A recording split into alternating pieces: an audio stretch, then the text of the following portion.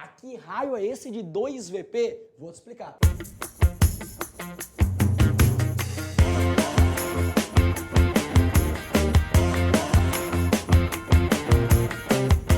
O que é 2V? São dois valores. E um P é um P de porcentagem. Então, nesse caso, vão te dar dois valores e vão perguntar a porcentagem entre eles.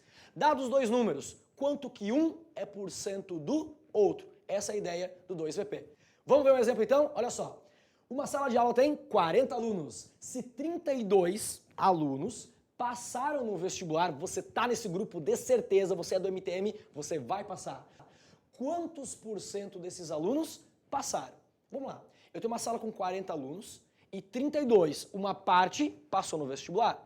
Esses 32 que foram aprovados, representa quanto por cento dos 40 alunos que é o total? Vamos ver? Adri, como é que eu faço para resolver essa continha aí? 32 é quanto por cento de 40? Então eu quero resolver o quê? 32 quarentavos, não é? Eu quero resolver 32 é quanto do 40? Então é 32 quarentavos. Ou seja, basta pegar os dois números e fazer uma divisão. Quando você tem dois valores e quer a porcentagem entre eles, basta fazer o quê? Pegar os dois valores e fazer a divisão. A parte dividido pelo total. Vamos ver então? Olha só, esses 32 alunos, 32, eu vou dividir pelo total que são os 40 alunos. E 32 dividido por 40 faz a continha, vai dar 0,8. E 0,8 representa quanto por cento? 8%, sim ou não? Não. Para você transformar o decimal em simbologia da porcentagem, basta multiplicar por 100. E 0,8 vezes 100 vai dar 80. Portanto, 80%. Então, nesse caso, 80% dos alunos foram aprovados no vestibular. Mas, Adri, eu tô olhando essa continha, eu até entendi, mas, ai meu Deus, não tem outra maneira de resolver? É que eu aprendi a vida inteira por regra de 3. Você pode resolver por regra de 3? Tá, já que você pediu tanto, eu vou resolver por regra de 3. Então, se porventura você olhar uma questão como essa, que tem dois valores e você quer a porcentagem, mas você prefere por regra de 3, tudo bem, você pode fazer. Ô Adri, mas é mais demorado, né? Vamos ver, depois você conclui se você vai querer entender cada vez mais esse procedimento ou se você ainda vai preferir pela regra de 3, mas tanto faz, vai chegar na mesma resposta. Então, se porventura você pegar a mesma questão, mas você não quer mais o 2VP, não quero fazer daquele jeitinho de antes, eu quero pôr regra de 3. Dá pra fazer? Claro que dá. Regra de 3 e as grandezas são as mesmas, é a mesma questão muito parecida com a de antes, né? Adriano, alunos e o percentual que eles representam. Os 40 alunos, que é o total, representam o todo, que é 100%. E agora, os 32 alunos que foram aprovados, vai representar quanto por cento? Regrinha de 3, grandezas, o antes e o depois. Quanto mais aluno, maior o percentual que ele representa, são grandezas diretamente proporcionais. Adriano, são grandezas diretamente proporcionais? A gente vai escrever na forma de uma fração, assim como tá, igualar isso. Então, 100 sobre x é igual a 40 sobre 32. Podia dar uma simplificadinha, mas eu vou direto multiplicar cruzadinho aqui. Multipliquei cruzadinho e eu cheguei a 40x igual a 32 vezes 100. Legal.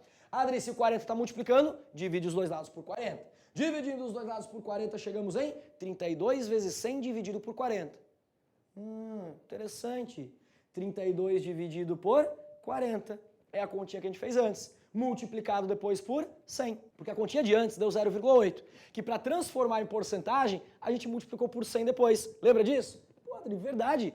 Então eu vou chegar na mesma continha de antes. Claro. 32 dividido por 40 dava 0,8. 0,8 vezes 100, que são os mesmos 80%. Então qual é a grande vantagem de você resolver pelo 2VP? É que você vai direto para essa conta, para essa daqui, ó. Faz essa continha e chegou na resposta final. Por regra de 3, o caminho é um pouco mais demorado. Mas sempre entenda uma coisa, você tem que entender e tem que fazer da maneira correta.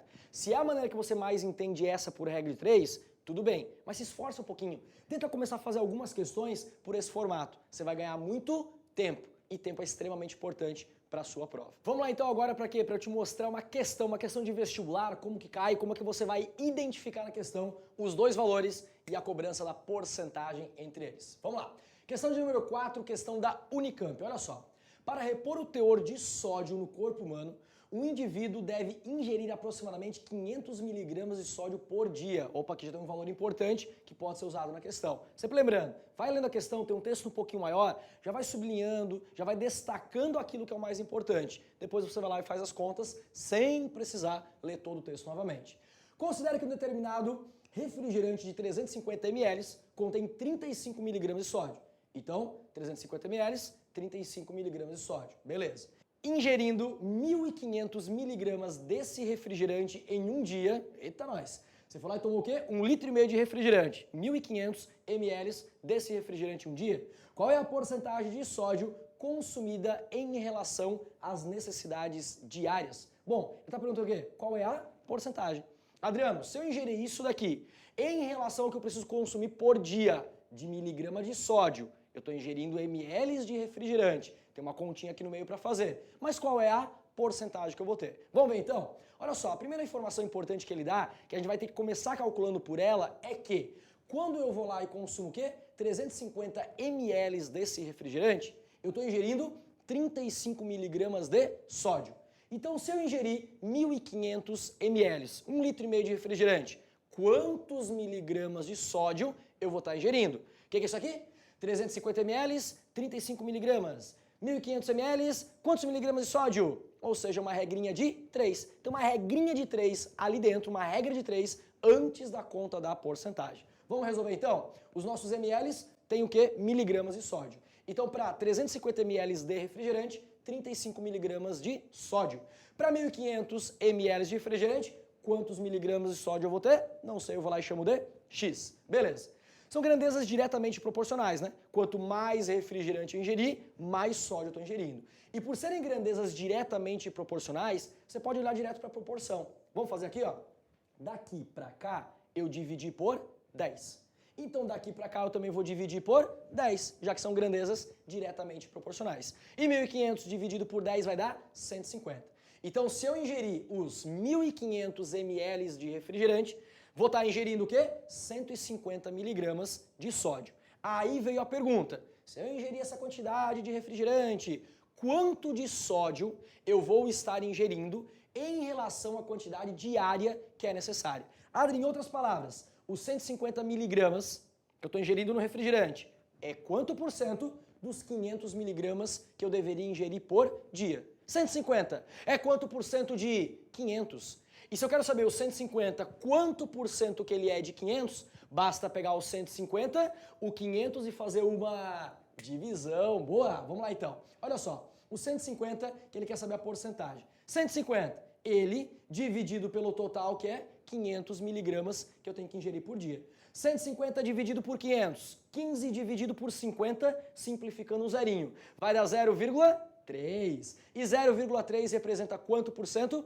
30%. Basta multiplicar por 100. Então, 30% é a quantidade de sódio que vai ser ingerida tomando aquele refrigerante de 1,5 litro, que nesse caso corresponde ao gabarito da letra D da questão da Unicamp. Viu que fácil? Viu que rápido? Tem dois valores, quer saber quanto por cento que um é do outro? Basta pegar os dois e colocar na forma de uma divisão. E aí tem uma questão muito clássica de vestibular, que é falar sobre lucro. E eu vejo que muito aluno às vezes se confunde e fala, mas o lucro, como é que se calcula o lucro? Eu vou te mostrar uma questão agora que vai tirar toda e qualquer dúvida para você. Olha só, questão da Federal de Santa Catarina.